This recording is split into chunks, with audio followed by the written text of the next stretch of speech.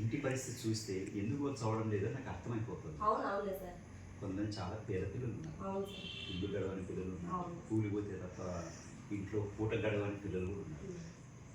అట్లాంటి పిల్లలు చదువుకోవడం నేను ఇంటికి పోవడం వల్ల ఏమవుతుందంటే పిల్లలు ఎట్లా చదువుతున్నారో నాకు తెలుస్తుంది. అవును సార్. తల్లిదండ్రులు చెప్తారు కదా సార్. అందులో ఈ అమ్మాయి పర్లేదు బాగా చదువుతుంది. బాగా చదువుతుంది కాబట్టి ఇంకా బాగా చదవాలి. నేను అదే చెప్పాను సార్, బాగా చదువుకోమని ఒక్క పని చెప్పండి సార్. 10th క్లాస్ గా సార్. ఉదయం కూడా ఏం చెప్పను సార్, రాత్రి కూడా ఏం చెప్పను. చిన్న చిన్న పనులు చెప్పాల్సిందే. ఎందుకంటే సార్ ఆ బాబు డిస్టర్బెన్స్ ఇది చేయాలా, బాగా చదువు మీద ఉంది ఇంట్రెస్ట్, ఇంట్లో మంచి మార్కులు తెచ్చుకొని. ముగ్గురు సార్. పాప పెళ్ళి అయింది సార్. అవునా? అవును సార్. అవునా? అక్కడే ఆ స్కూల్లోనే చదివింది సార్ పాప కూడా. అవునా? అసలు అట్లా కనిపించరు కదమ్మా మీరు. అంత పెద్ద పాప పెళ్ళి పాప ఉంటారంటే చిన్న వయసులో పెళ్ళి. అవును సార్. నాకు 10th ఇట్లా అయిపోయింది, సేమ్ యమలాగా మాత్రం పెళ్ళి అయింది సార్ చిన్న వయసులోనే. దివ్య పర్లేదు, డీసెంట్ గర్ల్ ఆ విషయాలు.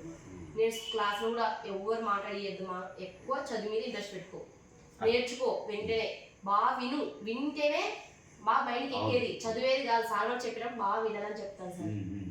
మాకేమంటే ఈ పాప మీద ఆశ సార్. శివ అంతంతనే సార్. ఆ పిల్లడు ఒక సబ్జెక్ట్ పోయినాడు సార్. నువ్వు కూడా బాగా చదువుకొని మీ నాయన పేరు నిలబెట్టమ్మా అని చెప్తాను సార్.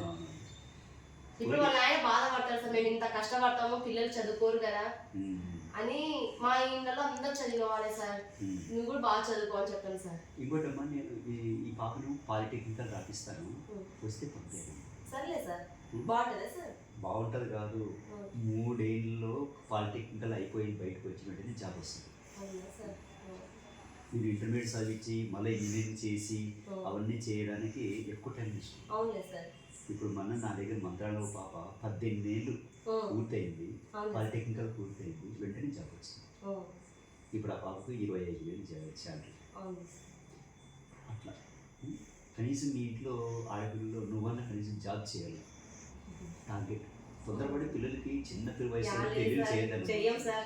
ఎందుకంటే చిన్న పాపలు పెద్ద పాపలు ఇచ్చుకునే మేము ఇప్పుడు బాధపడుతున్నాం సార్. ఏదనంటే మనకు అది జరిగినంత వరకే మనం రకరకాలుగా ఆలోచిస్తాం సార్. చదివించండి పాప. చదివిస్తాం సార్, బాగా చదివిస్తాం. ఇప్పుడు నీ ఎడ్యుకేషన్ అదే సార్, ఆమె బాగా మంచి మార్కులు తెచ్చుకుంటే సార్, మా నాయన డబ్బులకి ఆశిస్తారు. ఇప్పుడు కష్టం చేసుకుంటున్నాం సార్, ఇద్దరం బాగా చదువుకోమా అని చెప్తాం సార్. అంటే కాంపిటేటివ్ ఎగ్జామ్ నువ్వు మ్యాథమెటిక్స్ సైన్స్ మీద బాగా కాన్సన్ట్రేషన్ చేయాలి.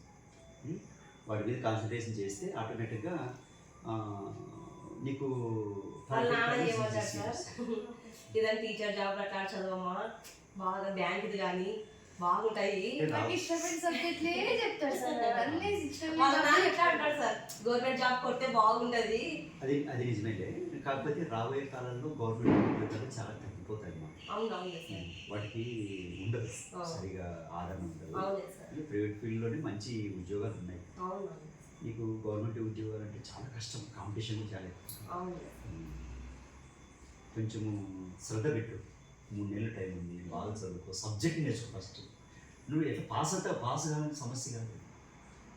మా అక్క కూతురు సార్ డిస్ట్రిక్ట్ లోనే 2nd ర్యాంక్ వచ్చింది సార్, పత్తికొండలో సార్. కాదు